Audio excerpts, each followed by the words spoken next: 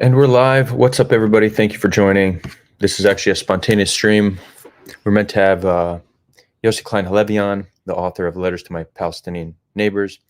I woke up this morning with two things that came up, and that's what led to this stream. One, an email from him saying he has the flu and has to postpone. The other was a tag on Twitter tagging me in Konstantin's new video, which I did see he posted. I didn't really watch it, but somebody tagged me after they refuted one of his arguments using something they learned on this stream. So that was cool to see. And I appreciate you tagging me and also calling out misinformation when you see it. I watched around a minute of the video. So who knows how much of it I will actually have to debunk. But I have a feeling there will be a fair bit, and we'll probably agree on a fair bit as well. He claims the premise of the video he released on October 7th.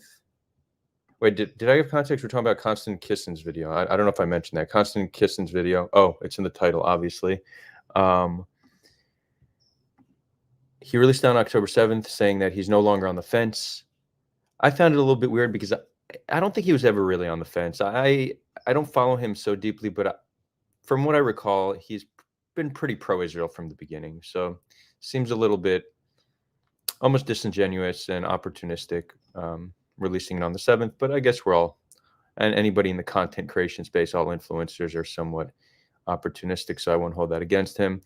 For those who are new here, just a little bit about my perspective. I mean, I am one that is not on the fence. I think both our leaderships, both Israeli leadership and Palestinian leadership, have done horrific things to one another and should be held accountable. And I think the people on both sides deserve to live in peace on their land. Pretty sensible position, yet quite controversial in today's world. Generally speaking, if somebody reaches a conclusion that one side is good, the other's bad, I question their ability to reason or if they're really looking at this objectively. But it seems like that is the conclusion Konstantin has reached. So let's really get into it. And there really is the reason I decided to do this is because the argument I was tagged in is him making a claim that is quite atrocious and irresponsible to make. And it shows, at least for this claim, he didn't do much research into the topic, not nearly as much as he claims to be. So we're going to get into it. I'm going to share my screen, and then we'll do some Q&A afterwards. Oh, and as always, whenever I debunk somebody, there's an open invitation. Konstantin, I'd love to have a conversation with you. You're welcome on this channel. Happy to come on yours. I know I'm not nearly as big a name as a lot of the people you bring on, but I don't know if you've had any former IDF soldiers who have spent the past decade working in peace building between Israelis and Palestinians. Generally, when I put these offers out, no one takes me up on them, but it's either there's people are scared to debate me or my platform's not big enough. Probably the latter, but it does boost my ego when I tell myself they're just scared. Anyways, let's do this.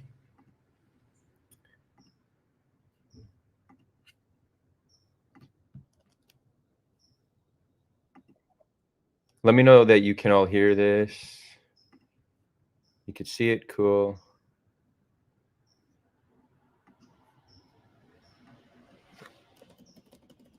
Maybe I am gonna up the speed a little bit. Playback speed, we're gonna up it by 25%. If this is hard to watch after the live stream, you're welcome to slow this down so it's normal speed. I'm off the fence about Israel's war. Here's why. Exactly a year ago, when thousands of Hamas militants crossed Israel's border to engage in an orgy of medieval violence, I knew little about Israel and had no opinion about the long-running conflict there. I've never been to Israel. I've never been to Gaza. I've never been to the West Bank. It's not a conflict I studied at university or read about extensively. People on both sides who care passionately about this issue find it hard to believe, but in truth, most people are like this. That's why, for many months after the October 7th attacks, I avoided commenting on the war or even discussing it on our show. Instead, I read, watched, and listened to the endless commentary, debates, and discussions to understand what people on various sides were saying. Having gathered those perspectives, I then did my best to apply first principles thinking to the arguments I heard. Thinking from first principles means stripping whatever you're trying to analyze down to its core and working back from there. Context is extremely important to understanding. But when it comes to highly emotive situations like this one, people often flood you with emotional context, which does not support the argument they're actually making. There are some obvious examples in this debate, which we will address shortly. First principles thinking helps you see the structure of arguments. The logic of an argument is like the skeleton of a body. You cannot see it from the outside, but it is usually the cause of why the body moves the way that it does. Getting to the skeleton of an argument is essential to understanding it. This was my approach. So first of all, I think it's cool that he's starting like this. I think it's good to help show people how to think better and construct better arguments. I'm super on board with this. And by the way, I don't know all too much about Konstantin. He came on my radar when he did that anti-woke rant in, I think it was Oxford University, which I actually, I appreciated that rant. So I imagine we agree on quite a lot. When we had prominent pro-Palestine guests like Bassem Youssef and Norman Finkelstein on trigonometry, as well as pro-Israel guests like Ben Shapiro and Natasha Hausdorff. It was also my approach when I hosted a fiery debate on the subject at Dissident Dialogues, and when Safety Namus invited me to discuss this issue on this podcast. So what does first principle thinking tell us about the conflict? First, the easiest way to understand a complicated problem is to find a comparable situation about which you already know what to think. For example, if we accept that October 7th was a terrorist attack, as I believe most people do, the obvious approach would be to compare it to other terrorist attacks in recent history. So I don't know. I kind of struggle with this comparable. There's not really great comparable instances. I mean, this is such a unique conflict that is so deep rooted and has many layers to it. Good luck finding something comparable. So I'm not sure this is really the best way to reach a conclusion when it comes to Israel-Palestine. But let's see. That, as it happens, is impossible, because on a proportionate basis, the Western world has never experienced an attack on this scale. If we take 9/11, the most impactful terrorist attack in living memory, which shook the world's dominant superpower to its very core, we see that 2,977 people were killed in a country of 285 million people. On October 7th, approximately 1,200 people were killed in a country of just 9 million people. Some keep calling October 7th Israel's 9/11. That isn't remotely true. If October 7th was Israel 9/11, on a per capita basis, only 100 people would have been killed. In other words, October 7th was at least 12 times as bad as 9/11. Yeah, I mean, that's true. But now do that same math with the civilian death toll in Gaza, and you're getting thousands of times worse than 9/11. But I don't think he'll mention that, because generally people who make this argument think that civilian death toll it's just collateral damage. It's okay, or they'll just blame Hamas for every single civilian killed. And if he makes that argument, we'll get into it. And that's before accounting for the fact that Hamas took hundreds of hostages, many of whom have been killed since. So the obvious question is, if thousands of armed Mexicans had penetrated the southern border of the United States. Also, this is a little disingenuous to say many who have been killed since, when a lot of them, we know have been killed by Israeli airstrikes, and when Israel has had many opportunities to get them back and just did not agree to end the war to get them back. So to not mention that seems like he's a bias in the framing, let's call it that. Killed 36,000 Americans and dragged off thousands of hostages, how would America have reacted?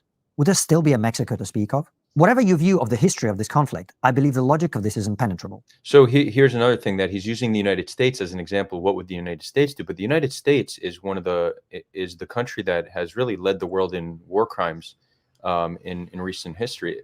In the 21st century, it's not like the U.S. has this impeccable track record of how to engage with other nations. The United States has killed more people than any other country in the 21st century, more civilians. So I don't know why this is used as like a good example. What would the U.S. do? The U.S. is not an example we should be following. Not even close. So I don't think that's and I guess this is a challenge. If this is what he considers first principles thinking, well, what would the U.S. do? Like it's a weak argument. The U.S. is not an example of how countries should act. They have a foreign policy that has destabilized entire regions. They've committed more war crimes than any other country in recent history. Not per capita. That actually right now is Israel, and there's strong evidence to back that up. But in total, they've killed hundreds of thousands of civilians in their wars. And the leaders of these wars are generally considered to be war criminals. Like who considers George W. Bush, Dick Cheney, Donald Rumsfeld are considered widely to be war criminals. So it's not like this is a standard that we should be following. And Israel's response in Gaza is far more disproportionate than what we saw in places like Afghanistan and Iraq, and there's ample evidence to back that up, and we could get into that. However, there are some persuasive arguments from the anti-Israel camp which are aimed at contextualizing October 7th. Let's look at them. Number one, History did not start on October 7th. The crux of this argument, when broken down to its central premise, is that the state of conception, Israel was created because land belonging to Palestinians was taken by Western powers and given to European Jews fleeing the Holocaust. Palestinians were not consulted, did not give consent, and found themselves kicked out of their homes. Israel is a settler colonial state. 2. October 7th was a response to Israeli brutality and oppression. Those of you who watched my debate with Safety Amos will recall that he made this argument repeatedly. The people of Gaza and the West Bank are treated so badly, he argued, the response we saw on October 7th was totally understandable. An act of resistance aimed at redressing the wrongs they have suffered. 3. Israel is killing civilians. The scenes of parents pulling their children out of rubble speak for themselves. 4. Israel is engaged in indiscriminate attacks, which is why so many innocent people are dying. This argument aims to prove that Israel is the bad guy in this war because it is killing lots of people, either deliberately or due to a callous disregard for the lives of Palestinians. These are, to the best of my knowledge, the 4 principal arguments made by the anti-Israel side. Yeah, I would say that's accurate. I would agree with that. If there are others, please let me know in the comments and I will address them in a follow-up video. Let's go through the arguments one by one. And for the sake of argument, let us accept that every point in each argument is valid and historically accurate. I know many viewers will find this objectionable, but I believe the best way to unpack this entire discussion is to take people's arguments as valid and see if they make sense. The first argument, whose central premise is that Israel is illegitimate, seems to be at the core of every debate. It feels reasonable and logical to many people to contextualize Israel's response to October 7th in this way. After all, if Israel was created through illegitimate means, it puts the discussion on an entirely different footing, doesn't it? Well, actually, no, it doesn't. Again, let's think from first principles. If we believe every pro-Palestinian claim and accept that Israel was created through the forced placement of European Jews in a foreign land by Western powers, we must look for a comparable situation in which a country was created through some form of displacement of the native population. Most of you live in such a country. The United States, Australia, New Zealand, and Canada are all the products of invasion, colonization, and brutal conquest. If you go back far enough, so is almost every other country in the world. Like it or not, Israel exists. It's home to over 9 million people. The idea that they would, could, or should accept the destruction of what is now their country is absurd. The United States government would not tolerate missile strikes and terrorist rampages from Native American reservations. Neither would any government of any country under any circumstances. Peace in the Middle East will not be achieved by attempting to undo many decades of history. The second argument centers on... Okay, true. Like, great point, but, and you know, I started with this point that you're not going to find anything comparable. And we see why trying to compare it to other conflicts is so problematic. It's true that everything you said is true. Israelis are not going to consent to anything that will put them in grave danger or lead to their destruction. All countries are going to respond to terrorism. I'm with you 100% on this, Konstantin. Very true. But to compare it to places like United States, Australia, other places where there was colonization, you have a very different situation because the colonizers in those instances genocided the population to not pose a demographic threat. So Israel does deserve some credit here. We did not genocide the population to reduce their demography so they're not relevant. Yeah, there was a fair bit of ethnic cleansing in 48, 67, true. But what other situation do you have where the colonial entity is controlling a piece of land where 50% of the inhabitants of that land are not citizens of that state or don't have the same rights of that state? So again, there's really no comparison. So we need to look at things fundamentally different because the nature of this conflict is very different. So it's true that Israel is acting as many other countries would act in that situation, and Israelis are not going to agree to do anything that would lead to their destruction. But these other places that genocided the population, they don't face a demographic concern, so they have the ability to give equal rights to everybody. Israel fears giving equal rights to everybody because it would cause them a grave threat. So they have a situation where they're controlling other people. They're controlling other people who don't have the same rights as them, and they've done very little to give them full autonomy. There have been some efforts, but if we actually look at the history of the conflict, there has been this strong attempt to expand, not all places of Israel, but to our ancestral homelands, to expand and maintain the boot on the necks of the Palestinian population. Find me something comparable in today's world. You can't. So this is where this whole idea of first principles and trying to compare it to other things really breaks down. On the idea that October 7th was a response to Israeli occupation and brutality. This, again, seems reasonable to many people. After all, what would it take for you to behave the way Hamas did on October 7th? The problem with this argument is that what happened on October 7th was not an attempt to weaken Israel militarily. It was not an attempt to break Hamas militants out of Israeli jails. It was not an attack on the Israeli Defense Force. It was not a prison breakout, as some people like to describe it, because when people break out of a prison, they don't normally head to the nearest town and start massacring women and children. October 7th was, by design and implementation, a terrorist attack whose purpose was to slaughter civilians, terrify Israeli society, and nothing else. This was not... No, again, so that's being disingenuous. What do you mean that was their goal and nothing else? Hamas are not, they're more calculated than just saying they just did it to kill. They're not a bunch of animals that are killing for no reason. There was a lot of strategy, yeah, to create fear, but it seems like what they wanted to do, they actually baited Israel into what Israel's currently doing. They knew an attack like that. Well, so there's a few things. One, they wanted to get prisoners so they could release prisoners, right? That was their strategy. And it was effective to some extent. They already released many hundreds of prisoners in the first exchange. It actually may have been even 1,000+ prisoners.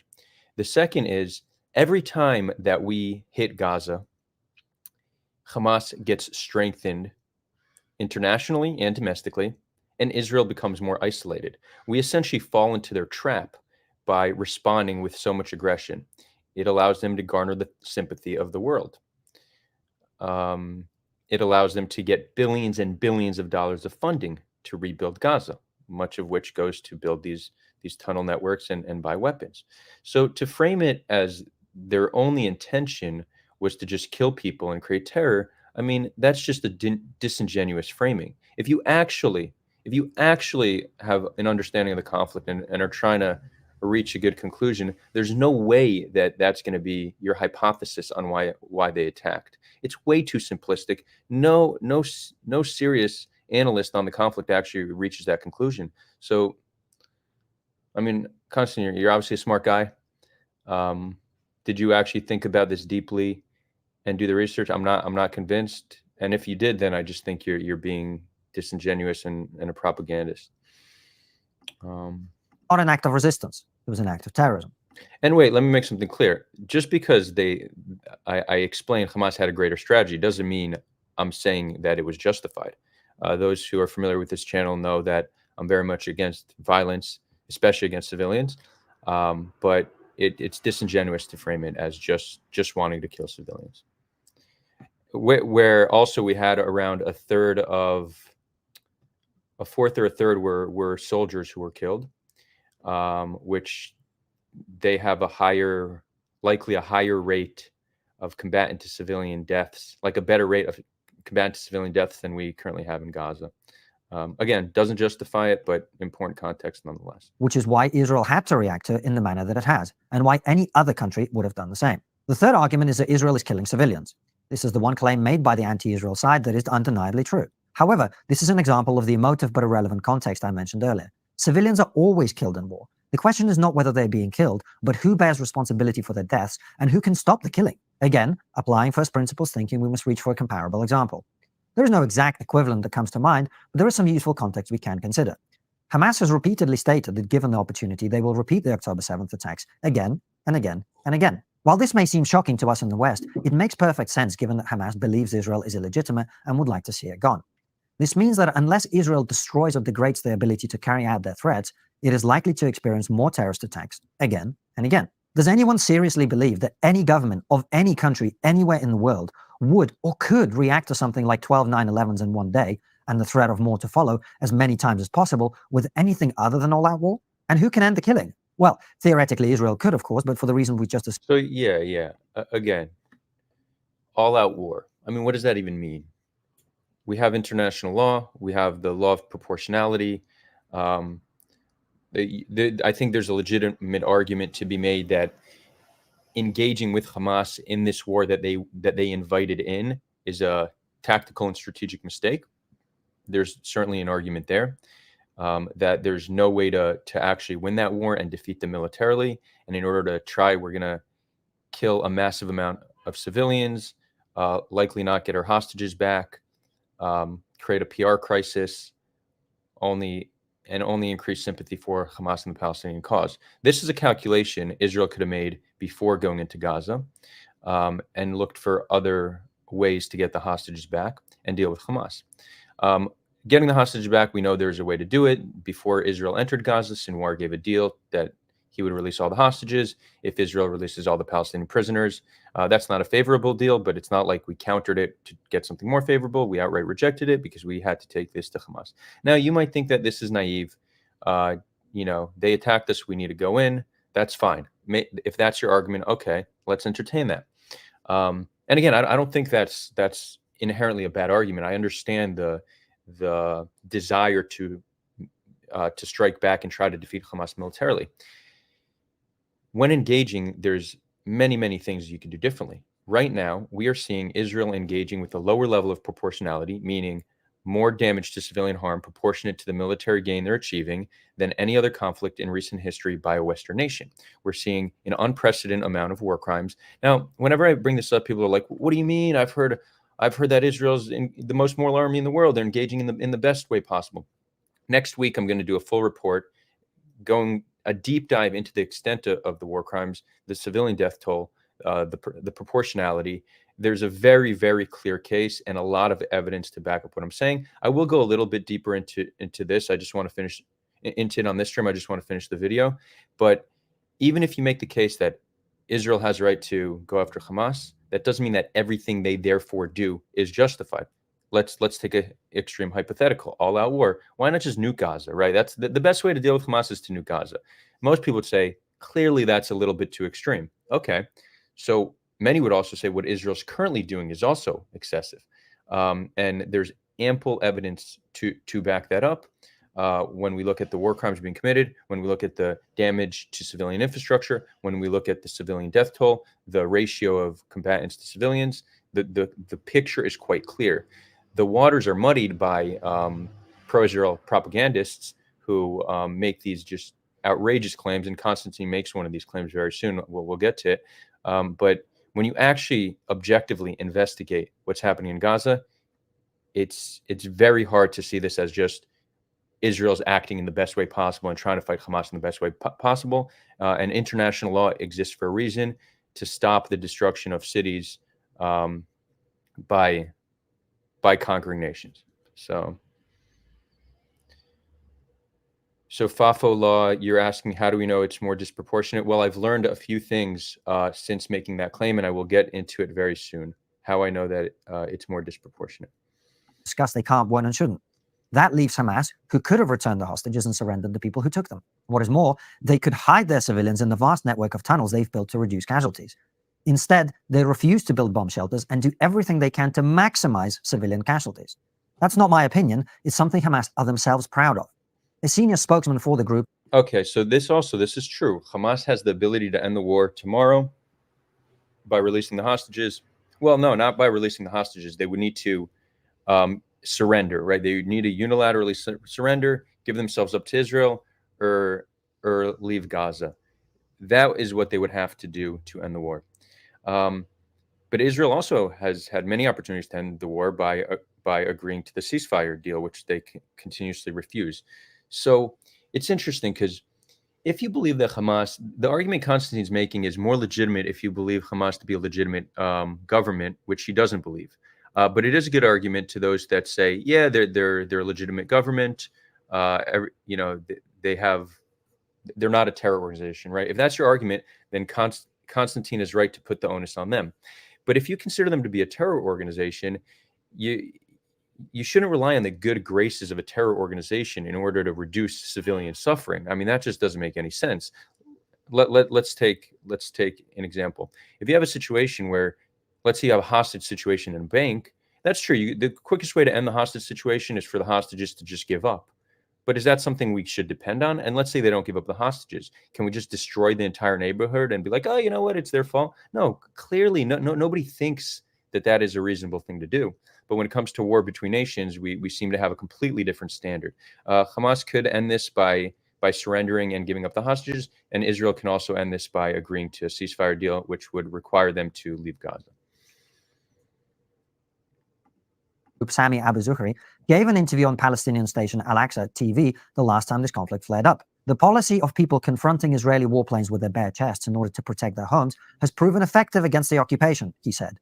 We in Hamas call upon our people to adopt this policy in order to protect Palestinian homes. So yes, the deaths of civilians are tragic, and in a modern world where you can fill your social media feed with gruesome footage, that tragedy can be broadcast straight into your home 24/7. But the responsibility for their deaths is entirely with Hamas, and the failure to put a stop to the killing is theirs and theirs alone. Which brings us... Right, like, that's just I don't know how anybody can actually reach that conclusion that it's theirs and theirs alone. Like, that's just, again, you're relying on the good graces of a terror organization to reduce civilian harm. So it's like, if this terror group that we could all agree is brutal, doesn't comply to our demands, well, then we could just kill as many civilians as we want, and that's their fault.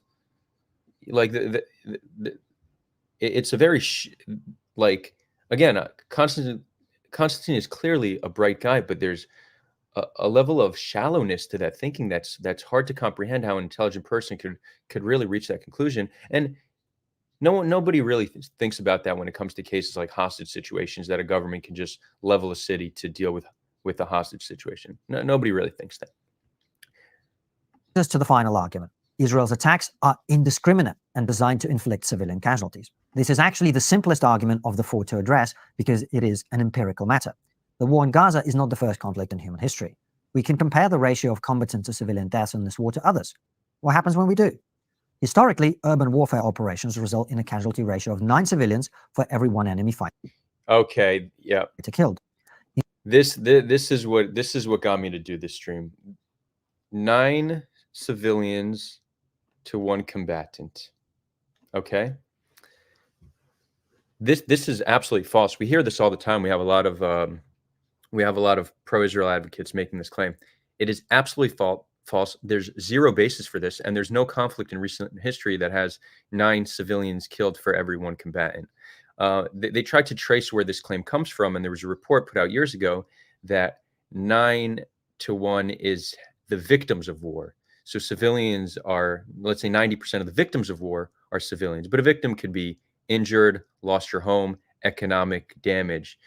When we actually look at other conflicts, we actually see closer to 1 to 1.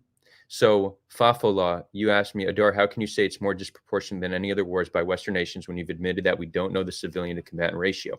So it's true, we don't know the ratio. We could estimate it. And when we look at other wars, we see that Israel's civilian to combatant ratio is the worst in recent history. The only one that might be comparable is the war in Iraq. We don't have great data from there. But if we look at Syria, most recent estimates actually show that you've had, for every 1 civilian killed, 2 to 3, some even estimate 4 combatants killed. Syria, yes, Assad, who's widely accused of committing war crimes, who NATO considered invading for these war crimes, that war has seen 2 to 4 times as many combatants killed as civilians. Russia, Ukraine, right? Also, many people accuse Russia of atrocious war crimes. We don't have full data, but it seems to be 1 to 1. And other data suggests that it's actually 2 to 1 for every civilian killed. We've seen 2 combatants killed. There's no war in recent history that has been 9 to 1. Now, we don't know exactly what Israel's civilian to combatant ratio is. Actually, let's continue the video because I have a feeling Konstantin is about to make the claim on what Israel's ratio is, right? That's a logical next step. In Gaza, it is 2 to 1. Okay. In other words, despite the deliberate attempts by Hamas to increase the number of civilian casualties, Israel has been extraordinarily successful in reducing them. This doesn't mean that there won't be incidents in which innocent Palestinians are killed, and, as in any war, there will likely be war crimes committed by both sides. Okay, so first of all, credit where credit's due. Most other pro-Israel advocates are saying 1 to 1. He's at least saying 2 to 1. I like, interesting where he gets that number from because there's no basis for it. We can know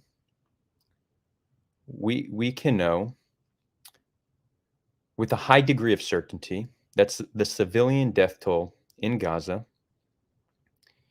is 35,000. But in all likelihood, there's a good chance it's double or even triple that. Now, how do we know? Because we have around 31,000 confirmed civilian deaths based on ID and name. And I'm going to go super deep into this on the next video. How do we know these names and ID numbers are real? They exist in the Palestinian Population Registry, which is a registry controlled by Israel. Israel can very easily cross-reference this and prove if these names and ID numbers are fake. And if the Gaza Ministry of Health is adding alive people to these lists, again, all Israel needs to do is find one photo, one social media post, arrest one person that was falsely added to the list, and can discredit the whole list. But we know from past wars and from this war that identifying a body, that's where we're getting the civilian death toll from. Bodies being identified. We know that many bodies are only identified months and years later. We know that many bodies are under rubble. So the civilian death toll in Gaza is anywhere from 35,000 to over 100,000. If we want to take Israel's number of combatant deaths, they're saying 20,000, even though there's no basis for that. They've shown no evidence of it. They haven't released. Why is not Israel not releasing the names and ID numbers of all these combatants? They're not. So there's no reason to believe it's actually 20,000. So that's why we can't actually know the civilian to combatant ratio, but we can know for certain. We know for certain that it's amongst the worst, if not the worst, in recent history, based on what we can predict the civilian death toll to be.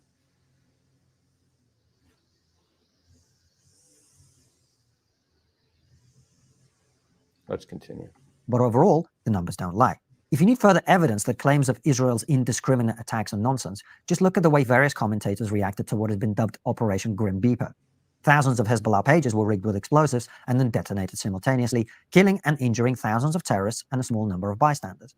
No, he's committing a logical fallacy, which is a form of genetic fallacy or maybe a tu quoque fallacy, which is to call on the hypocrisy of somebody to discredit their argument. Just because anti-Israel activists are going to hate Israel no matter what they do, and that's true. I'm not gonna push back on that. That doesn't mean their claims about Gaza are wrong. So this isn't an intellectually sound argument. The pages in question were not picked at random. Israel specifically selected a batch of senior Hezbollah operatives. And still, people like Hamza Yusuf, Scotland's former First Minister, complain about Israel's indiscriminate attacks. This was definitionally the most precise, targeted, and surgical large-scale anti-terrorist operation in human history. In summary, I've engaged with an open mind and in good faith with all the anti-Israel arguments presented to me over the last year. On balance, I regard them as disingenuous, irrelevant, and designed to pull at my heartstrings in order to obscure the harsh reality of this conflict. We would respond exactly the way that Israel has. The only difference is we would do so with the support of every member of the international community, while Israel has to fight not only the terrorists who want to wipe them off the map, but Western apologists for those terrorists as well. If you enjoy these videos, you should know that they're available on my Substack. Okay, well, that's that. We'll do some Q&A. I might, if you're watching this after the stream, I might cut the Q&A and upload it separately, just so we have like a 30-minute debunking, Q&A being separate. But yeah, so to conclude, he makes his framing that he's looking at this super rationally, evidence-based, thoughtful. It's clearly,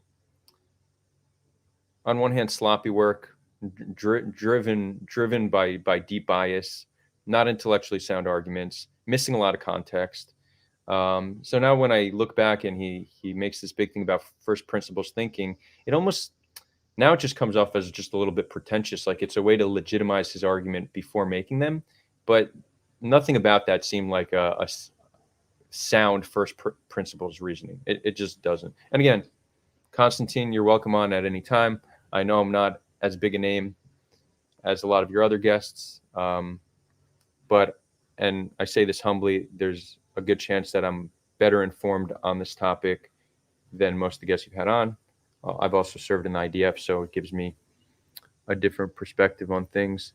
And if I'm not big enough now, just wait. Just wait. One day I'll be able to free up enough time to do more content, and I'm coming for you all. Anyways, let's do some questions.